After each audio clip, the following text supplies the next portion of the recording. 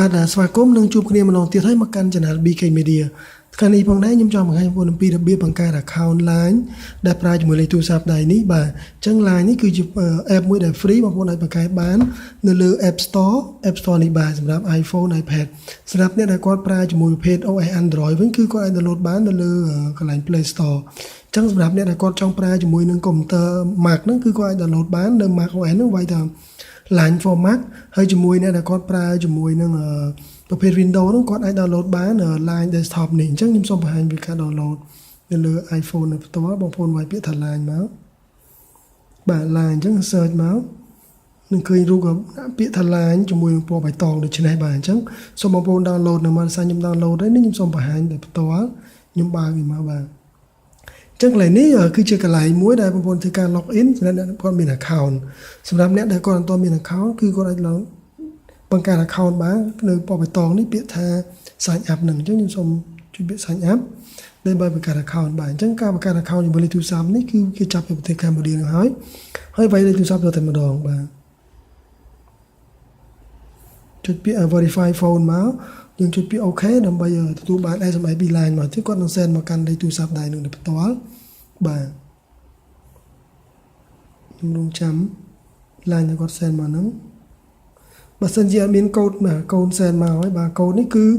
5926បើសិនជាបងប្អូនចាំយូរអត់មានកូដជួយពាក្យ resend កូដនេះបាទមិញកូដខ្ញុំនេះគឺ5926បាទចុចពាក្យថា next មកអញ្ចឹងគេនឹងឲ្យយើងដាក់ឈ្មោះបាទអញ្ចឹងខ្ញុំសូមដាក់ឈ្មោះ BK Media មកបាទនេះ BK Media ខ្ញុំជួយ next មកកន្លែងនេះគឺយើង upload រូបបានផងដែរបាទគាត់កំពុងស៊ីនកណែជាមួយនឹង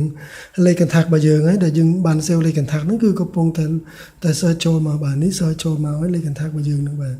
ញ្ចឹងខ្ញុំបញ្យល់ពី function មុខនេះខាងក្រោមនេះទៀតបាទខាងក្រោមនេះហើយនេះឈ្មោះដែលខ្ញុំបង្ហាញនេះគឺ BK Media នេះគឺ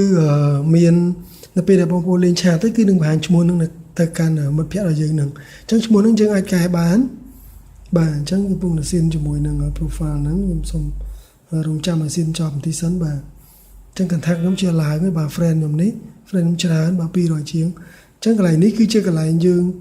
បាទកន្លែងដែលយើងលេងឆាតជាមួយនឹង friend របស់យើងហ្នឹងគឺ load មកកន្លែងនេះបាទនឹង load មកកន្លែងនេះបាទកន្លែងលេងឆាតហ្នឹងកន្លែងនេះវិញគឺជាកន្លែងមួយដែលយើងធ្វើការline ដែល friend យើងគឺមាន timeline របស់គាត់នឹង alert មកកន្លែងនេះគឺជាកន្លែងដែលយើងខគ្នានឹងបាទខគ្នានឹងបាទអញ្ចឹងហើយកន្លែងនេះវិញគឺកន្លែងដែលយើងត្រូវកែ profile របស់យើងកន្លែងនេះហើយចូលមកកន្លែងរូបកងចាក់នេះបាទកន្លែងយើងត្រូវកែ profile របស់យើងជួយពាក្យនឹងមកបាទកន្លែង profile នេះគឺកន្លែងដែលយើងអាចធ្វើការ upload រូបថតបានបងប្អូនថតឬក៏ select រូបថតពីកន្លែងទូរស័ព្ទរបស់យើងមកកន្លែង display name ខ្ញុំនិយាយមិញនេះបងប្អូនអាចកែបានបាទកែបានប៉ុន្តែកន្លែង ID នេះវិញគឺបងប្អូនកែបានទេនៅពេលដែលបងប្អូន set ហើយ ID នេះគឺសំខាន់នៅពេលដែលអ្នកខ្លះគាត់អត់ចង់ឲ្យលេខទូរស័ព្ទនោះទៅកាន់គេទេគាត់ចង់ឲ្យតែ line ID ទេអញ្ចឹងបងប្អូន search line ID មកដាក់ចូលនេះមក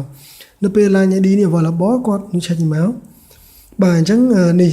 this ID is available អញ្ចឹងខ្ញុំយកហ្នឹងបើសិនជាគេប្រើហើយបងប្អូនត្រូវដូរឲ្យជាន់គេអញ្ចឹងខ្ញុំជួយពាក្យ use អញ្ចឹងខ្ញុំប្រើឈ្មោះហ្នឹងអញ្ចឹងនៅពេលដែលបងប្អូនជួបគេប្រាប់ថា ID line ID មកគេ search ទៅនឹងឃើញឈ្មោះយើងហើយអញ្ចឹងបាច់ឲ្យលេខទូរស័ព្ទគេទេអញ្ចឹងកន្លែងបង្ហាញនេះកន្លែងដាក់ថ្ងៃខែឆ្នាំកំណើតរបស់យើងបាទបងប្អូនសេរីមកខ្ញុំចុច back មកទៀតអញ្ចឹងយើងបានប៉ុណ្ណឹងហើយគឺយើងជោគជ័យយើងអាចប្រើជាមួយនឹង line បាននេះ account យើងនេះគឺកន្លែងមួយដែលយើងថាដាក់ជាមួយលេខទូរស័ព្ទយើងចង់ដូរជាមួយ email យើងចង់ដាក់ password ឯហ្នឹងអត់ទាន់ set ទេយើងវាយ password មក email ខ្ញុំក៏មិនទាន់ add ដែរបាទអញ្ចឹងអាច add មកអញ្ចឹងបើសិនតើទៅជាមួយលេខទូរស័ព្ទហ្នឹងថ្ងៃក្រោយយើងឈប់លេងយើងអាច delete account ចោលបាននេះកន្លែងពាក្យថា delete account ហ្នឹងអញ្ចឹងនៅកន្លែង account delete account ហើយកន្លែងនេះវិញគឺជាកន្លែងយើងកែព័ត៌មាន profile យើងជាមួយរូបថតរបស់យើងហ្នឹងបាទអញ្ចឹងកន្លែងនេះគឺជាកន្លែងដែលយើងសោ status message របស់យើងហ្នឹងបើយើងអាចដាក់ message បានបាទអញ្ចឹងខ្ញុំ back ទៅវិញទៀតបាទអញ្ចឹងចំពោះ line ហ្នឹងគឺការបង្កើតហ្នឹងមានប៉ុណ្ណឹងដល់ពេលយើងបង្កើតហើយយើងមកកន្លែង contact នេះកន្លែង chat នេះយើងអាចលេងបានអញ្ចឹងអរគុណដែលបានទស្សនាវីដេអូខ្លីៗអំពី BK Media Channel ហ្នឹងហើយសូមជួយ share ចំណេះដឹងនេះបន្តនិងសូមជួយ subscribe Channel BK Media ដើម្បីបានទទួលវីដេអូថ្មីៗមកទៀតនិងសូមជូនពរបងប្អូនសុខភាពល្អការបើកបរតាណាមណាប្រកបសុខភាពទាំងអស់គ្នាអរគុណលាបងប្អូន